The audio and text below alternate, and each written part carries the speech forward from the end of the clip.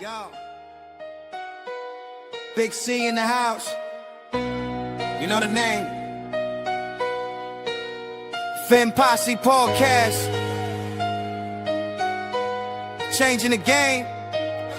Fins up high. Feel the aqua and orange. Miami Heat blazing. We scorching the floor. Marino the tour. We stacking the saga. Legacy deep, call it football nirvana. Big C, break it down, got the stats in his veins. Play-by-play knowledge like he's calling the chains. Fins flying on the field, opponents feel the blast. Tyreek cheetah speed, leaving DBs in the past. Waddle with the wiggle, defense with the clamp. Aqua drip so clean, whole squash the champ. Tune in, Big C, got the mic on lock. Fin Posse Podcast, it's the cream of the crop. Breaking news, hot takes, repping the block. For the Dolphin faithful, it's the one-stop shop. Fin Posse. We the voice of the fans. Miami stand tall, got the world in our hands. Best podcast, yo, ain't no debate. Big C, big vibes, setting it straight. Defense smash, call it Aqua Tsunami. X locking routes like a South Beach Armani. O-line holding strong, trenches like a fortress. Big C dissected, no stack goes dormant.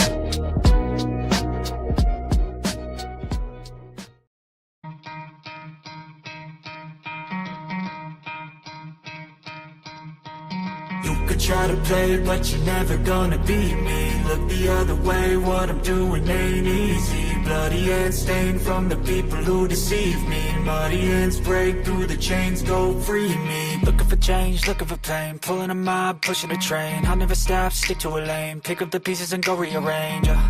I'll be the best above all the rest, put me to the test and expect nothing less, your check as I'm chess, what's happening next, yeah. He got the venom, a tangible weapon, no coming in second. This life is a lesson, he got a new engine from pain, it's a blessing. New focus, no guessing, just bold and obsession. All in his possession, you got their attention. I'll leave an impression and take a redemption. Just kill no discretion, your mind is a weapon. 11-11, it's time for progression, You could try to play, but you're never gonna beat me. Look the other way, what I'm doing ain't easy. Bloody hands stained from the people who deceive me. Muddy hands break through the chains, go free me. People like sheep move feet, hurt it easy. What up, what up, what up, Fin fans? Welcome to another episode of the Fin Posse Podcast. I am your host, Big C, and this is brought to you by Game Changers Media. How is everybody doing this beautiful, what's today, Friday morning? Beautiful Friday morning. Great NFL football last night. Detroit Lions beating the Dallas Cowboys. That was a crazy game. These Detroit Lions, I don't know what's up with them. Some weeks they look phenomenal. Other weeks, they just don't look like the same Lions team. Now they did lose both their offensive and defensive coordinators. So I'm sure that plays a huge role. I made the comment that I felt that Dan Campbell was hurting the team a little bit. You know, he was known for this guy going forward on fourth downs constantly.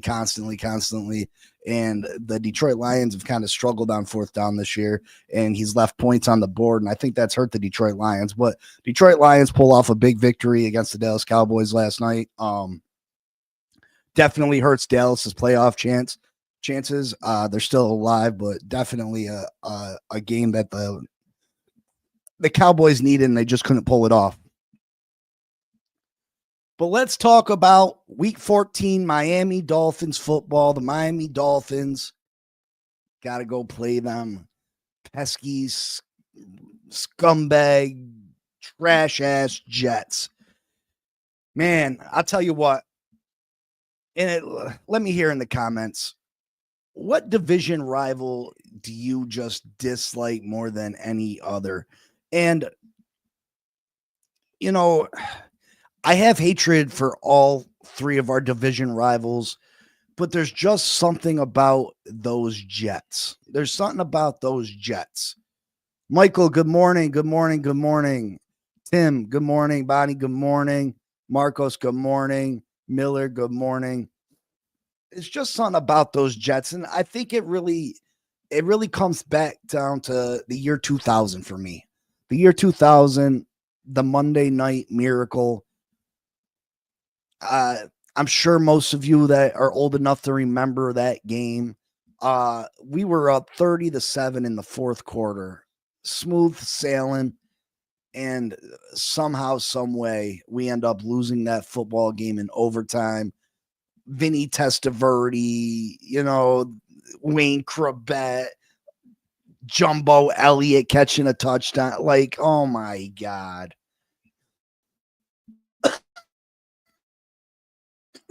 And I think my hatred for the Jets stemmed from that day. From that very day, I have despised the New York Jets. And I think my hatred for them is supersedes my hatred for every other team. Now, I have my hatred for the Buffalo Bills. Buffalo dominated us in the 90s, watching Jim Kelly, Bruce Smith, Thurman Thomas, Andre Reed go to the AFC Championship, go to the Super Bowl continuously, knocking out the Dolphins lots of times. That was rough. Watching Thurman Thomas run rampant over our defense, that was rough. So I really had a dislike for the Buffalo Bills. And then, of course, the New England Patriots, their dynasty, their run that they had with Tom Brady. I think, but my hatred for the Bills and the Patriots almost comes from a jealousy standpoint. You know what I mean? I was jealous of the Buffalo Bills and what they were able to do in the early 1990s and the greatness that they had on that football team. And, I truly believe that Buffalo Bills team, that early 90 Bills team, was one of the greatest football teams ever assembled. And I understand that they didn't win a Super Bowl, but that team was loaded. That team was loaded. They were so freaking good.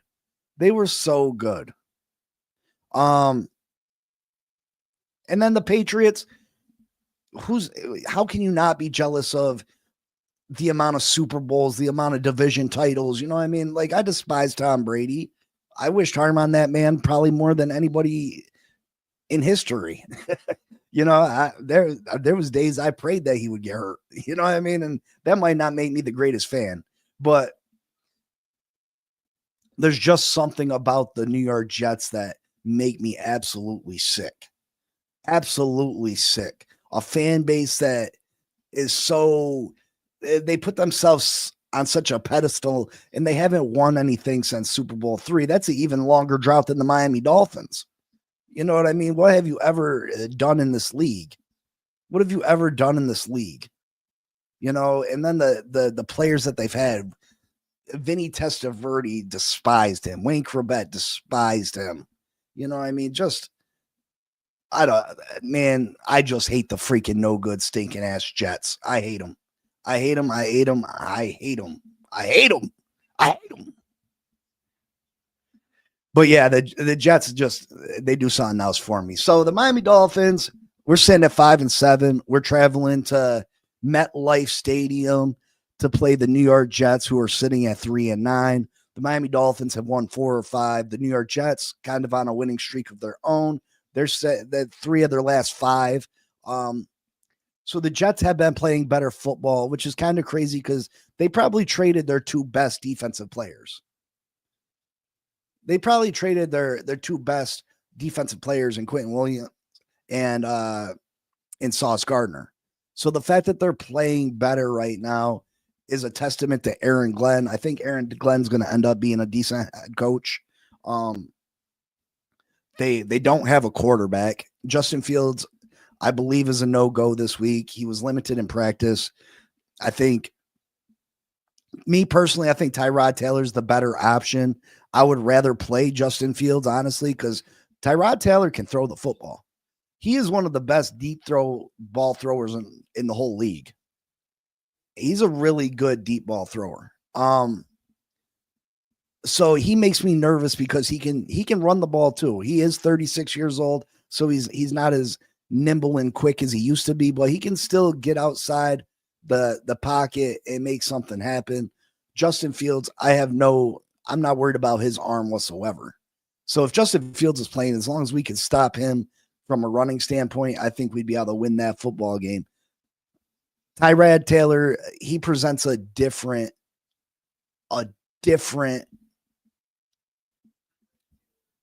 situation, a different obstacle that the Miami Dolphins will have to overcome.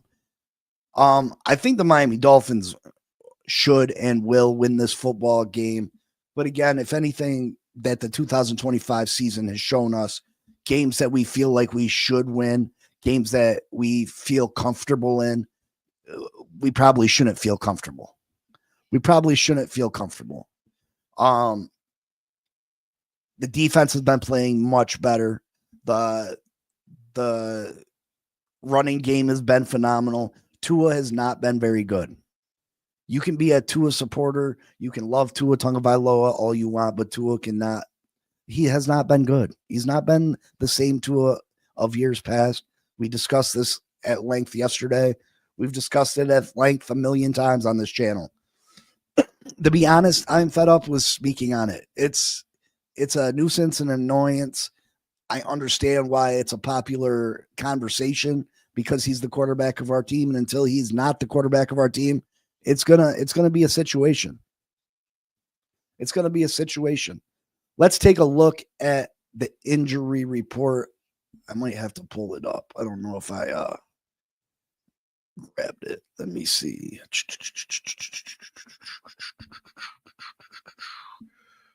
Oh no, not right here.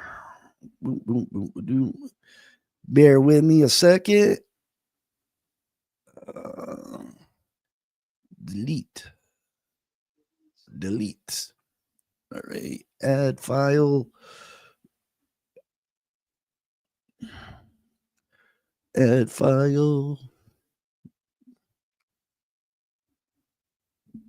All right. Miami Dolphins injury report looks like this. Benino Jones, ankle. Aaron Brewer, ankle. Elijah Campbell, ankle. Darren Waller, rest. Rasul Douglas, foot. All these guys should play. I don't think any, maybe Benito Jones doesn't. But the Miami Dolphins are going into this game fairly healthy, which is a good thing, right? Austin Jackson, you notice that they ran a lot more to the right side of the field, our field last week. Blah, blah, blah, blah. Last week. Austin Jackson's a big reason for that. Tony Adams, there's a good chance he's not going to play. Jarvis Brownlee Jr., cornerback, dealing with a hip injury. There's a good chance he may not play. So the New York Jets may be without their starting safety and a starting corner. I don't think Justin Fields is playing. Jermaine Johnson's probably going to play. So the Jets, the Jets secondary, even with missing Sauce Gardner, they could be missing an extra safety and an extra corner. Can Tua Tagovailoa take advantage of it, though? Can Tua Tagovailoa take advantage of it? That is the question. One thing I know about this Miami Dolphins football team, besides Devon ACHANE, besides Jalen Waddle and Darren Waller, who plays a limited amount of snaps, the Miami Dolphins don't have great depth at playmaker positions. We don't have a bunch of playmakers, and that's concerning. That very much limits us, and it makes me nervous. We can't take advantage of players missing corners, players missing safeties. We should be able to take advantage of those situations, but I just don't feel like we have the playmakers. You can double up Jalen Waddle. You can put a safety on Darren Waller who can help contain Darren Waller. I don't know if a singular player is going to be able to stop Darren Waller because his size is just a mismatch for everybody on the field. But there's things that you can do that limit our playmakers. And because we don't have depth at the playmaker position, that hurts us. I had great hopes for Malik Washington. He's been, you know what I mean? Taj Washington, was he out one catch and he fumbled it?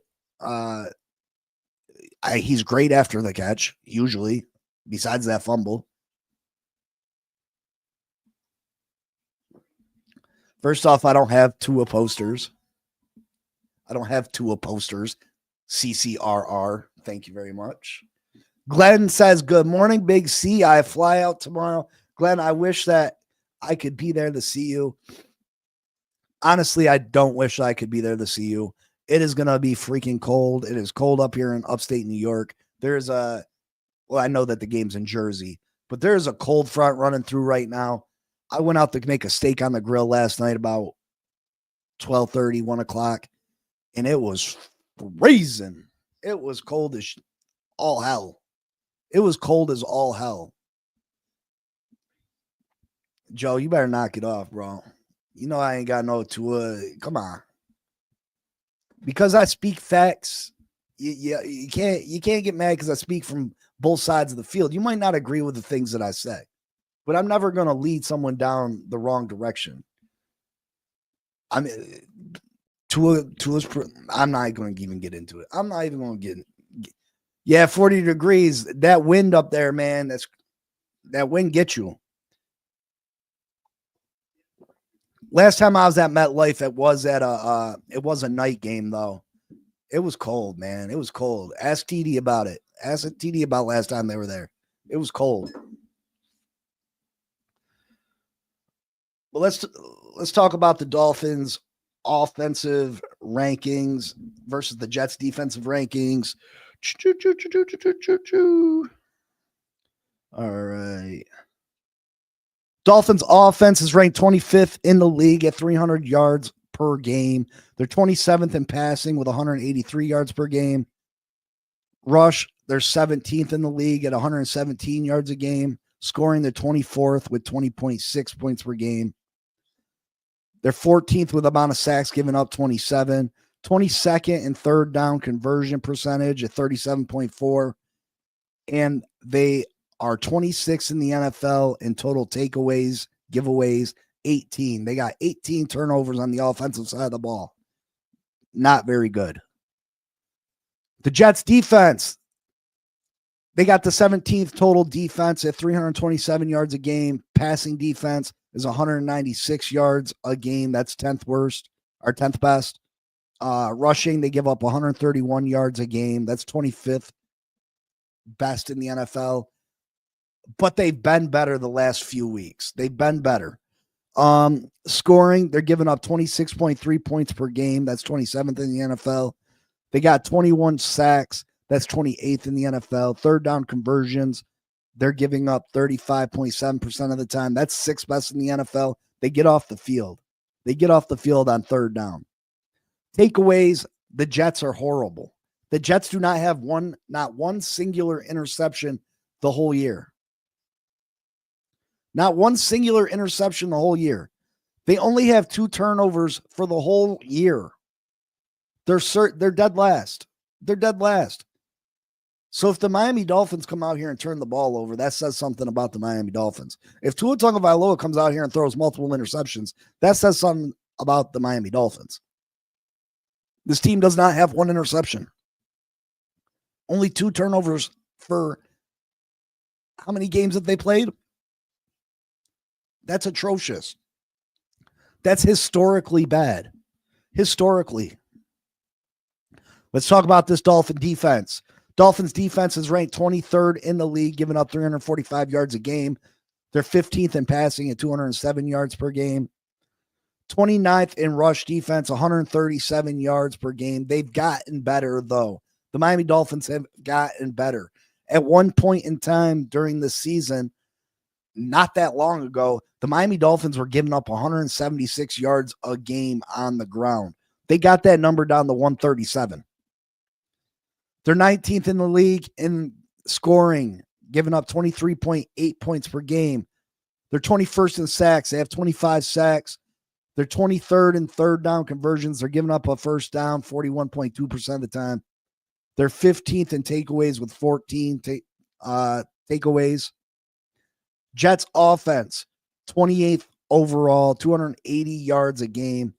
Passing offense, they're dead last, of course. Justin Fields, your quarterback, only 146 yards a game.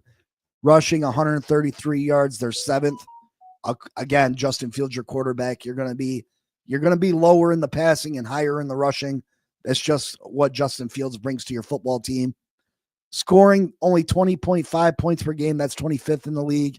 They've given up 40 sacks. That's 28th worst in the league. Third down conversion, they're getting at 37.3% time. That is 23rd in the league.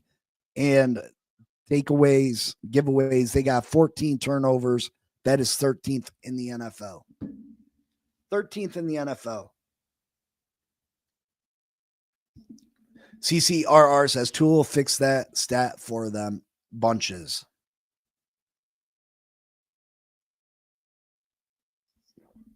Taj doesn't get play. Theo Weiss doesn't get any shine despite a great showing in the preseason. We got more from Chase Claypool than we are from Nick Westbrook-Akine. They need to try new rotations. I don't disagree, Miller. I don't disagree. I think the Miami Dolphins should take a look at some of those young players. You know, this is a different situation than the quarterback. You know, a lot of people said, hey, give Zach Wilson a try. Hey, give Quinn Ewers a try. And I explained why the Miami Dolphins are not going to do that at this moment, because they're still technically alive in the playoff race. They're not going to go to their backup quarterback option because Tua Tagovailoa still gives this team the best opportunity to win. Whether you want to admit it or not, Tua still gives this team the best opportunity to win. So they're not going to go to the backup quarterback.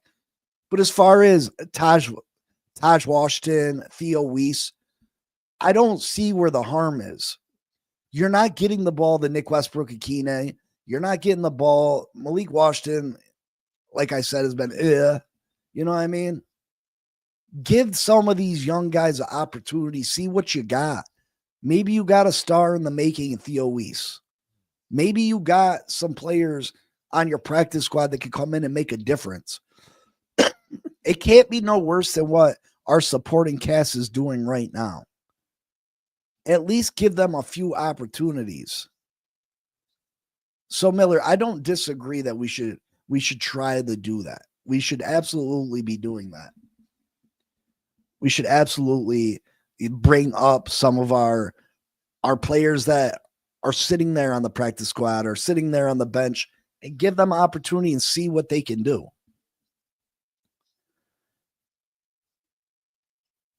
So the Dolphins are favored by 2.5 in this game. Dolphins are 6-6 against the spread. The Jets are 7-4-1. The series record, the Miami Dolphins lead the all-time record 62-57-1. Obviously, the last time the Miami Dolphins beat the New York Jets was earlier this season. They won 27-21 on September 29th in Miami. Again, this game takes place in New Jersey. It's going to be cold. It's not freezing cold, but it's going to be cold. We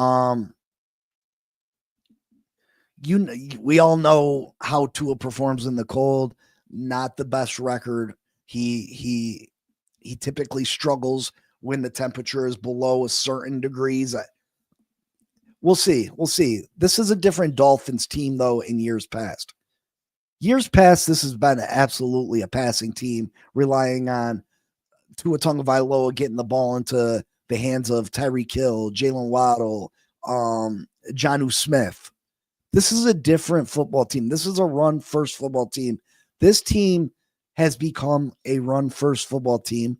This team has a great ability to run the football. They're one of the best rushing teams in all of football, and that's what you need to be when the weather turns. That's why the Miami Dolphins have not been very good when the weather turns. They haven't been built for it. This year is a different squad.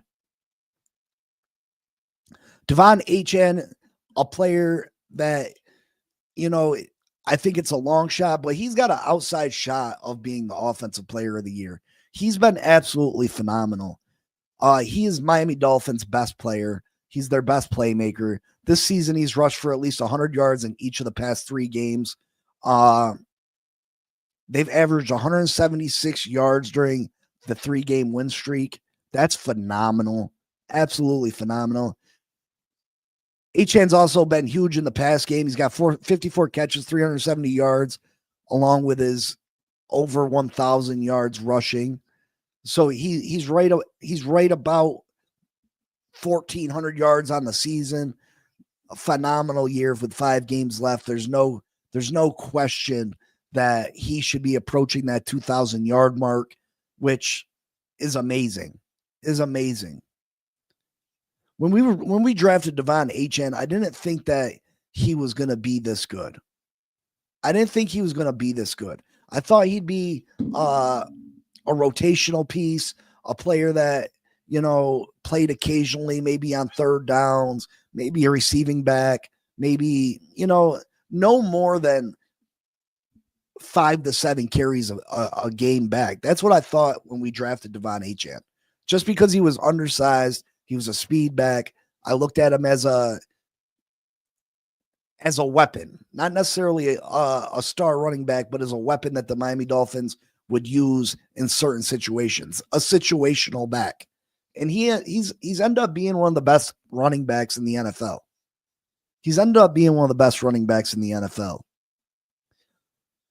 The Jets' run defense against Achane, that's where this game's going to be won or lost. New York has struggled against the run early this year, but it's been a lot stingier the last few weeks until last week, where Bijan Robinson ran all over the Jets for 142 yards and a touchdown.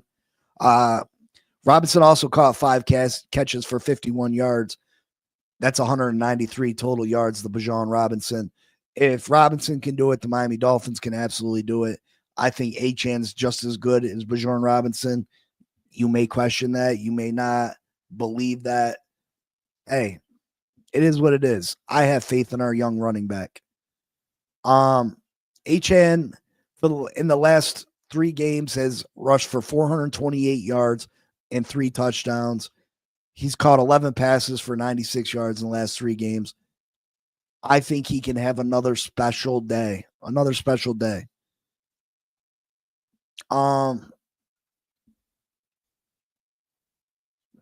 As far as the Dolphins-Jets rivalry go, the Miami Dolphins have won 5 of the past 6 meetings.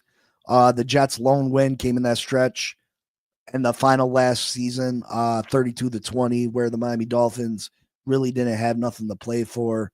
The Denver Broncos smashed the Kansas City Chiefs in that final game. That was the Tyreek Hill meltdown afterwards. I don't know if I really want to count that as a win for the Jets, but it is what it is. Tua Tagovailoa is 7-0 against the Jets and 6-0 as a Dolphins starting quarterback. Mike McDaniel is 6-2 against the Jets as the Miami Dolphins head coach. So Tua Tagovailoa has never lost to this New York Jets team. That's an interesting stat. Can he keep that stat alive? The Dolphins have won 4 of their last 5 games, 3 straight after opening the season 1-6, which was Miami's worst start under Mike McDaniel.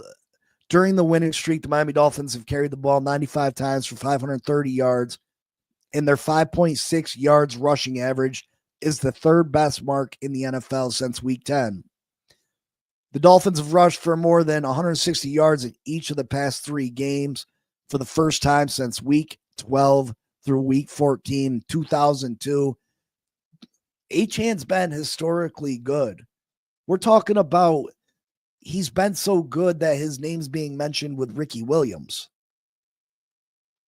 Ricky Williams he wasn't here long as the prime back. You can count the years where he was here with Ronnie Brown and they were splitting carries, this, that, and the third. But as our lead back, Ricky Williams had 3 years here. He had that great year where he had over 1,800 yards, went to the Pro Bowl, won Pro Bowl MVP.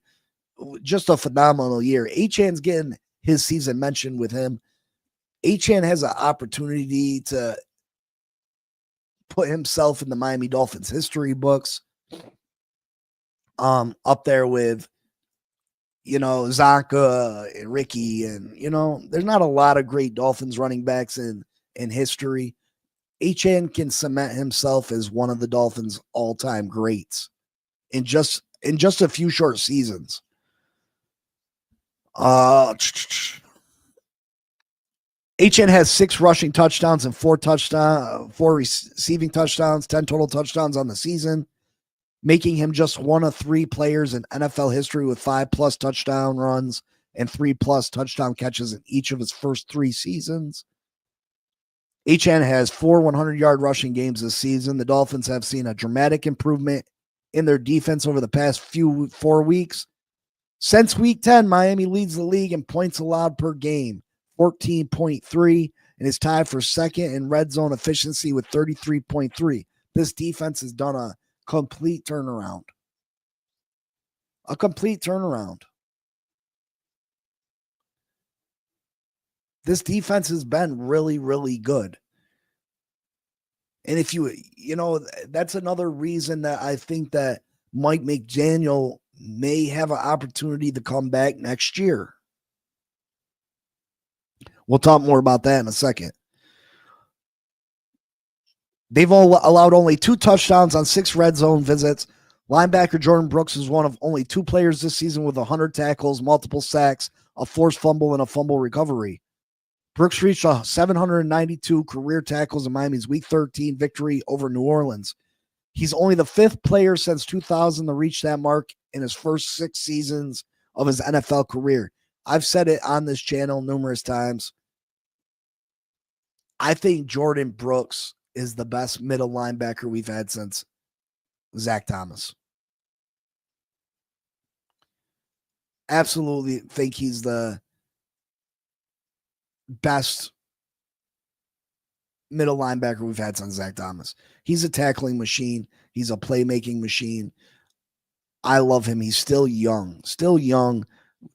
The Miami Dolphins need to give him a new contract. I thought they should have did that last year to free up cap space. I thought they should have gave him an extension last year. They're going to pay for it now. They're going to pay for it. The Miami Dolphins and Chris Grier were always a year behind. And then they would outprice themselves. Christian Wilkins, they could have gave him a contract the year before. No, they let him get the free agency, and then they would have had to pay him a crazy amount of money. Robert Hunt, they could have signed him the year before, but no, they let him get the free agency, and then they don't want to pay the crazy amount of money that free agency is offering. Same thing with Jordan Brooks. Jordan Brooks could have been had for a decent price last year. You could have got him on the extension at a decent price, but no, you let him get to a year where he's about to enter free agency, and then you're going to have to pay him like a top linebacker in football. Mistake on their part. But Chris Grier's out the door. Hopefully we don't have to deal with that anymore. As for the Jets have won 3 of their last 5 since opening 0-7. Aaron Glenn's first season as coach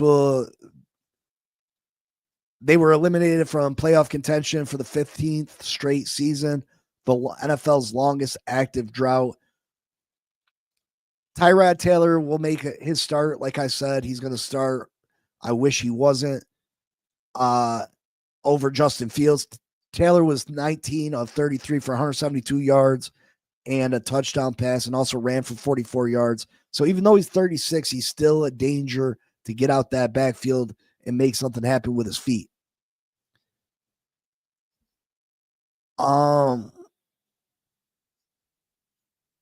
Running back Breece Hall is 166 yards rushing from his first 1,000-yard season. He's had a decent year. Like I said, the Jets have no interceptions. That's an NFL record through the first 12 games of the season. Yeah, I've never heard of something so crazy. That's a crazy stat. To make it through 12 games with no interceptions, that's historically bad. Historically bad. The fewest interceptions in an entire season is 2 by the San Francisco 49ers in 16 games in 2018. Malachi Moore had a season-high 10 tackles against the Falcons and become just the 7th Jets rookie defensive back in the past 30 years to have at least that many, according to Stat Perform. So the Jets have a decent young safety in Malachi Moore. Nick Folk had his first field goal miss of the season last week. He made his first 20. That's something to keep an eye on. Listen, the Miami Dolphins should beat the New York Jets. The Miami Dolphins have more talent. I do think that the Miami Dolphins need to pay attention to newly acquired wide receiver that a lot of people thought was just a throw in on the Sauce Gardner trade, and that's a Donnie Mitchell. That kid has talent. He's very, very talented. You gotta pay attention to him, or he can be an absolute game wrecker. The kid's supremely talented. Supremely talented. Brooks is good, but Kiko Alonso, I would take Jordan Brooks all day over Kiko Alonso. Channing Crowder, I'm taking Jordan Brooks. Brian Cox was before Zach Thomas. John Ordorf was before. I said Jordan Brooks is the best linebacker since Zach Thomas. Since Zach Thomas. Again, folks, the Miami Dolphins should beat the New York Jets. Run the football, continue to do what you're doing. Put that offensive lineman in the backfield, run the ball with Devon ACHANE. If Tua does not go out there and make an ass out of himself,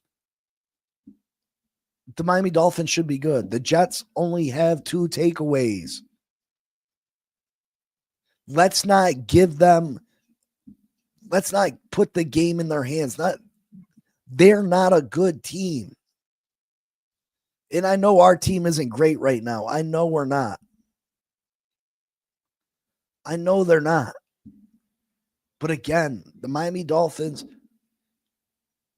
have more talent. They just have more talent. If you look up and down the roster, the Miami Dolphins are better, and they should win. Now, of course, we got to deal with the cold weather. Yep, absolutely. We got to stop the run. We got to slow down Breece Hall. He's on the verge of a 1,000-yard season. But there's no Garrett Wilson. You got Tyrod Taylor, who's 36 years old, a career backup. I do think he's one of the very better backups in the NFL, but he's still a backup quarterback.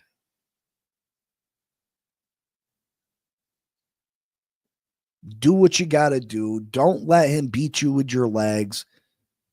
Stop them. Get off the field on 3rd down and don't turn the ball over, and everything should be fine. I think ACHANE gets a touchdown. I think Darren Waller gets a touchdown in this one. I think ACHANE has 140 yards rushing. He just continues his pace towards the Miami Dolphins record books. Could he win the offensive MVP of the NFL? He could, but it's a long shot. You got players like Jonathan Taylor, who's having a crazy year. Jackson Smith-Njigba, he's having a great year. So I don't think he ends up pulling it off. But what a special piece Devon ACHANE has turned into. Right? What a special player he's turned into.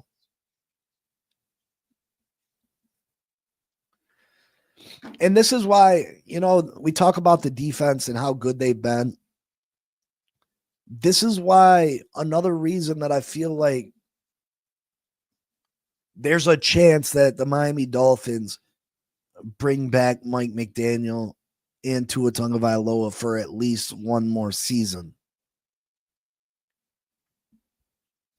This is why I think there's a good chance. First and foremost, he has the excuse that, again, we all focus on the record of the Miami Dolphins.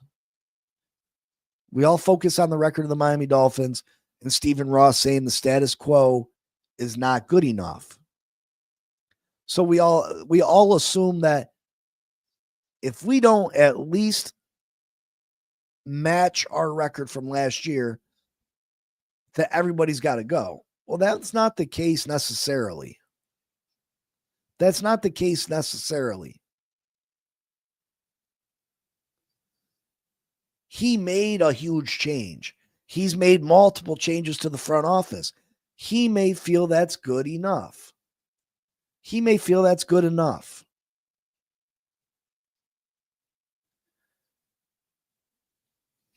Again, I don't have to save Tua Tagovailoa posters. You can say what you want. You're weird for changing your icon every week to match the opposite team's logo. Because I don't blatantly blast Tua Tagovailoa, because I try to speak on Tua's name the way it should be. I criticize the shit out the guy. But because I don't completely lie and say that he's the worst quarterback in the history of quarterbacks, I'm a Tua lover. Like, come on, get a new one. Get something else to say. Tua haters are all the same. They say the same shit. Make sure you save your Tua posters. Make sure you love Tua. Ooh. Come on, man. Come on, man. Because I can speak. I've seen bad quarterback play. Tua's playing bad quarterback right now. Tua's not the answer at quarterback. I don't know how many times I can say that, but I'm still a Tua lover. How's that being a Tua lover? How's that a Tua lover? Let me know.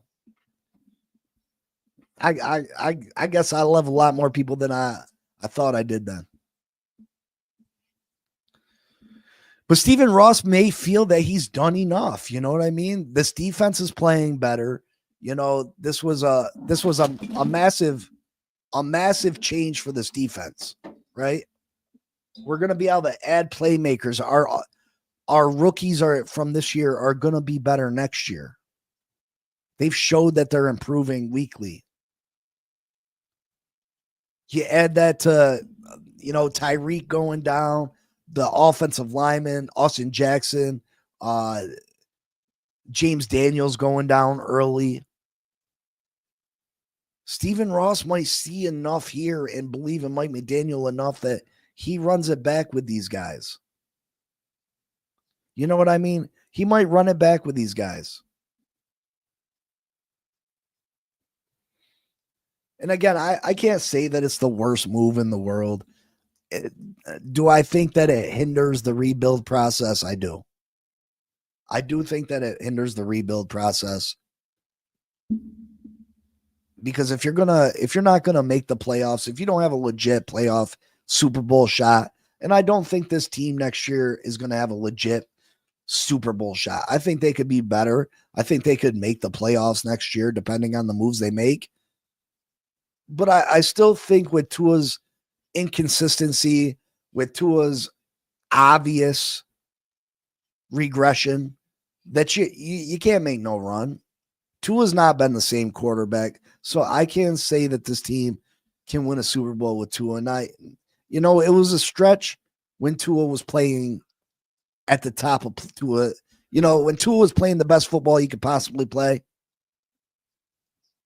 it was still a reach to say that this team could go and win a Super Bowl.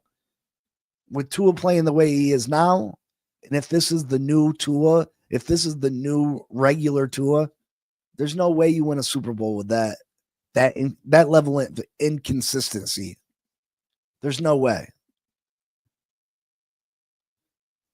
Before, you were winning some games, a lot of games, because Tua was a key part of that, a key component.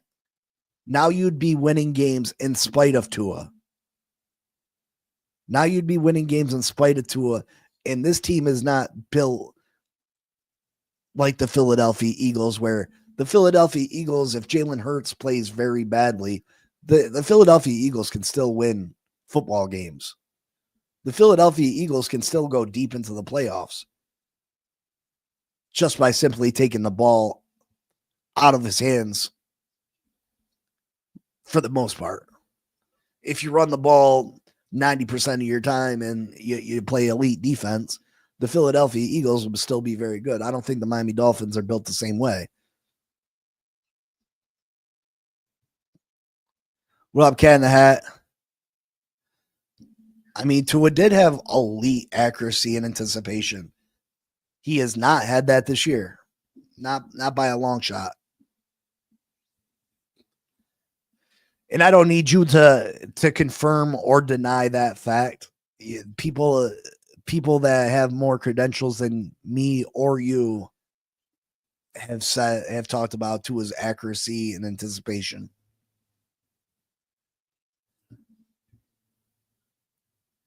They're making their playoff push to showcase their vets to puff up trade value. It's working out, seems to. Got a real offseason this time, boys. We shall see. We shall see. I'm excited for the offseason this year, but I was excited last year. Even though, because I thought we were, I thought Chris Greer and Mike McDaniel's jobs were really on the line, and I thought they were going to do everything and anything to go out there and just go all in this year, and obviously they didn't do that. You know what I mean? Obviously they didn't do that. Christian Leap, what's up, brother? Good morning, good morning, good morning.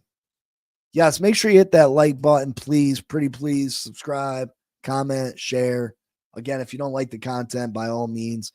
But I feel like people come in here and chat it up with me and still don't hit the like button, which is crazy. Crazy. But yeah, the Miami Dolphins, I got them winning this game by 10. I think they figure it out. I don't think that the Jets get their first turnover this week. I hope they don't. I hope they don't, because you don't want to be the team that the Jets and their historically bad record against. But again, if the Miami Dolphins don't come to play, these New York Football Jets can definitely beat you. They can definitely beat you if you don't come to play. But I got the Dolphins winning this game. I have ACHANE continuing to have another huge game that goes on to this season. One of the greatest rushing years by a Miami Dolphins running back in Finn's history. Again, he might be the most explosive player in all of football. I think it's between him and Gibbs. I'd probably give Gibbs the edge, but ACHANE's right up there.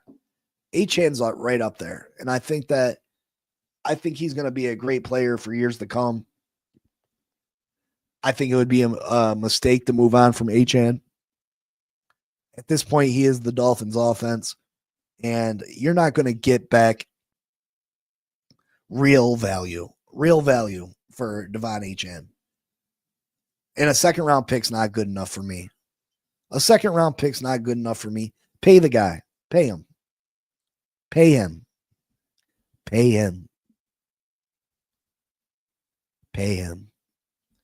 But yeah, that's what I got for you today.